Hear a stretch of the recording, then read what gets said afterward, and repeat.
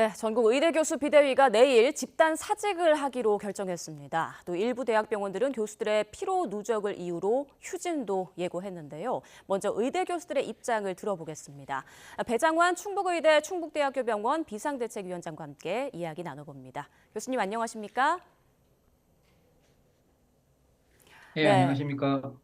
전국 의대 교수들이 이제 내일부터 사직을 하고 다음 주 하루 또 휴진에 들어간다고 알려져 있는데요. 혹시 교수님도 지금 사직서를 제출하신 건가요?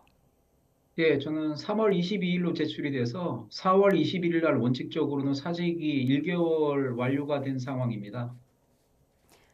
예, 교수님들이 보통 주 평균 70에서 100시간 이상 근무를 하셨다고 들었는데요. 피로가 좀 많이 쌓이셨을 것 같습니다. 건강은 좀 어떠신가요? 예, 조금 힘든 상황은 맞습니다. 왜냐하면은 그 대부분 상급종합병원이나 수련병원에서 의사 인력의 30% 정도, 특히 입원 환자 진료의 많은 부분을 차지했었던 인턴하고 전공의 선생님들이 안 계시는 상황이기 때문에 인력이 예. 3, 40% 이상은 빠진 거거든요. 그러니까 교수님들이 이제 입원 환자도 보셔야 되고 응급실도 봐야 되고 수술도 해야 되고 외래 진료도 해야 되고 당직도 해야 되는 상황이 된 거죠. 그게 지금 이제 거의 한 3개월 다 돼가고 있습니다. 네. 자, 이렇다 보니까 서울대 의대 교수 상당수는 주 80시간 넘게 근무를 하고 또 대다수는 우울증까지 의심되는 상태라고 하던데 상황 어떻습니까? 지금 저희가 조사를 해봐도 주당 70시간 이상 근무를 하시는 교수님들이 70% 이상이고요. 예. 일부 교수님들은 100시간이 넘는 과도 있었습니다. 그러니까 특히 한 과에 교수님이 한 두 분이나 세 분 계시는 과도 있거든요. 그런 과들은 결국에는 최소한 한 주에 이틀 이상 밥당직을 해야 되기 때문에 근무 시간이 금세 90시간 이상이 됩니다. 그래서 피로가 상당히 누적이 되었고 그 음. 피로에 의해서 쉽게 말하면은 환자분을 돌봐드릴 때 의료적 실수라고 하죠. 판단 네. 장애가 생길 가능성도 있다는 게 내부적인 얘기가 되었고, 저도 마찬가지 상황을 겪고 있습니다. 그렇군요. 지금까지 이렇게 힘든 가운데 환자들을 지켜오셨지만 어쩔 수 없이 사직을 또 할 수밖에 없던 이유가 있을 텐데요. 그 이유 좀 들어볼 수 있을까요? 예, 세 가지로 요약할 수 있겠습니다. 첫 예. 번째는 이제 의과대학 학생을 증원하는 과정에서 2,000명이라는 숫자가 나왔는데 그 숫자가 워낙 근거가 없는 숫자이고, 그리고 그 학생들이 특히 이제 우리 대학 같은 경우는 200명 증원안이 나왔거든요. 그렇게 되면은 학생이 갑자기 4배로 늘어나기 때문에 저희는 도저히 임상 실습을 비롯해서 강의를 견디기 어려우니까 도저히 그거는 저희가 선생으로서 받아들일 수가 없죠. 그리고 대학병원에 근무하는 특히 필수 의료과 의사들은 두 가지로 일을 합니다. 한 가지는 지역 내 중증 환자분들을 돌봐드려서 댁으로 돌아가실 수 있게 하는 거고, 또 한 가지는 학생하고 전공의를 잘 가르쳐서 지역 내 남을 수 있는 훌륭한 의사로 만드는 건데, 현실적으로 그 두 가지가 다 불가능하게 되어버렸습니다. 중증 환자 진료는 저희가 지금까지는 하고 있지만 앞으로 계속 끌어나가기가 힘든 상황으로 피로 상황으로 갔고, 그리고 학생하고 전공의가 전혀 없기 때문에 지금은 수련 기간이 아니라 그냥 진료 기간일 따름인 상황이 계속 지속되고 있고, 이게 금세 끝날 것 같지 않기 때문에 교수들이 거의 좌절 상태에서 사직으로 내몰리고 있는 상태라고 말씀드릴 수 있습니다. 네. 그런데 하루 이제 휴진에 들어가도 응급실과 중환자실 운영은 차질이 없도록 운영할 예정이다. 이런 내용을 들었는데요. 맞습니까? 예, 저희가 기본적으로 생각하고 있는 거는 뭐냐면은 중환 환자분들하고 응급실로 오는 중환 환자분들 그리고 응급 수술은 당연히 지금까지 저희가 지켜야 될 것이라고 생각합니다. 저희들은 환자 옆에 설 거고 보호자분 옆에 설 것입니다. 그렇기 때문에 우리가 아무리 몸이 관련하고도 힘이 들어도 일단 지금까지는 응급실의 중환 진료 그리고 응급 환자에 대한 수술 같은 거라든가 중환자실 진료는 지속할 거고 입원 환자 진료도 지금 지속되고 있습니다. 예. 특히 중환자실 같은 경우는 평소에 중환자실 점유율의 한 8, 90% 정도까지 유지가 계속되고 있거든요. 그러니까 상급종합병원의 최중환 환자들은 그대로 숫자가 유지되고 있다라고 생각하시면 됩니다. 네, 그리고 교수님이 계시는 충북대병원은 이달 초부터 금요일 외래 진료가 멈춘 것으로 지금 알려지고 있는데요.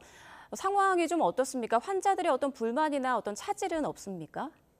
당연히 있을 수밖에 없습니다. 그런데 이제 저희 같이 지방에 있는 국립대학, 거점 국립대 같은 경우는 대부분 이제 펠로우라고 불리는 전임의 선생님들이 없는 경우가 많고, 교수 숫자가 상대적으로 서울에 있는 대형 병원보다 작기 때문에 당직 숫자가 빨리빨리 다가와서 교수들의 소진을 피할 수가 없었습니다. 그래서 일단 저희는 그나마 외래 진료가 가장 적은 날이 금요일 날이었거든요. 금요일 날 외래를 저희가 멈추도록 고육지책을 내게 됐고 환자하고 보호자분들에게 설명을 드렸는데 일부 환자분들은 화를 내시고 그런 분도 있었고 또 상당수 대부분의 환자분들은 이해를 한다라는 얘기를 많이 해주셨습니다. 그래서 지금은 전체 금요일 외래 한 75% 정도가 닫혀 있는 상태고요. 소아과라든가 아니면은 종양내과 같이 종양 스케줄을 바꾸기 어려운 환자분들 같은 경우는 그대로 외래를 열어두고 있습니다. 그리고 그 외래를 안 본 게 아니고 그 환자분들을 월화수목까지 외래를 좀 옮겨드린 상태입니다. 그래서 일단은 금요일 날에는 신환 진료라든가 기존 환자의 진료가 줄어들었지만 기존 환자 분 같은 경우는 월화수목으로 환자 일정을 옮겨드렸다라고 말씀드리고 그때는 조금 교수들이 휴식을 취할 수 있게 저희가 조치를 했습니다. 네. 아까 사직을 할 수밖에 없는 이유 말씀해 주셨는데 그렇다면 교수님들께서는 정부가 어떤 대안을 내놓으면 다시 복귀하실 예정인지도 궁금합니다.